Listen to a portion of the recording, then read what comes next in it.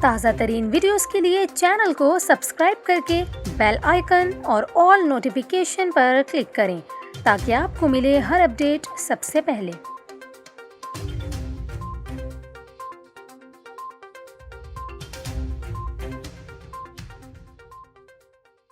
السلام علیکم، news 24/7 Urdu service میں خوش آمدید۔ ناظرین، آپ کو بتائیں کہ سردیوں سے قبل ہی کراچی شہر کے بیشتر علاقوں میں شہریوں کو گیس پریشر میں کمی کا سامنا ہے، جبکہ بعض علاقوں میں گیس بالکل غائب ہے۔ جی ہاں، کراچی کے متعدد علاقوں میں گیس پریشر کی کمی کے باعث شہریوں کو مشکلات کا سامنا ہے، جبکہ صنعتوں میں پیداواری عمل بھی ٹھپ ہو کر رہ گیا ہے۔ لیاری، اورنگی ٹاؤن سمیت اولڈ سٹی ایریاز میں صورتحال زیادہ خراب ہے۔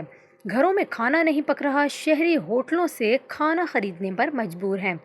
دوسری جانب گیس کی قلت کے باعث پہلے سے مشکلات کا شکار صنعتیں مزید مشکل میں آ گئی ہیں۔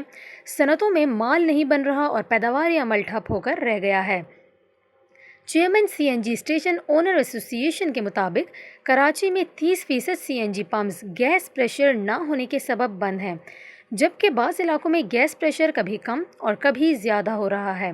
سوئس صدرن کے نظام میں گیس کمی کا حجم 100 سے بڑھ کر 150 ملین مکعب فٹ ہو گیا، جس کے باعث رواں موسم سرما میں گیس قلت بڑھنے کا خدشہ ہے۔ گیس میں کمی کے ساتھ شہر میں بجلی کی بھی لوڈ شیڈنگ 10 گھنٹے تک کی جا رہی ہے، اور کے الیکٹرک نے اس کی وجہ بھی گیس فراہمی میں کمی کو ٹھہرایا ہے۔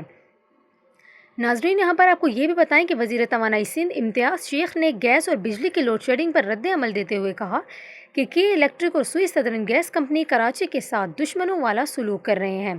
امتیاز شیخ کے مطابق سردیاں شروع ہونے سے قبل گیس کی لوڈ شیڈنگ سمجھ سے بالاتر ہے۔ وفاق نے کے الیکٹرک کو لوڈ شیڈنگ کی کھلی چھوٹ دے رکھی ہے۔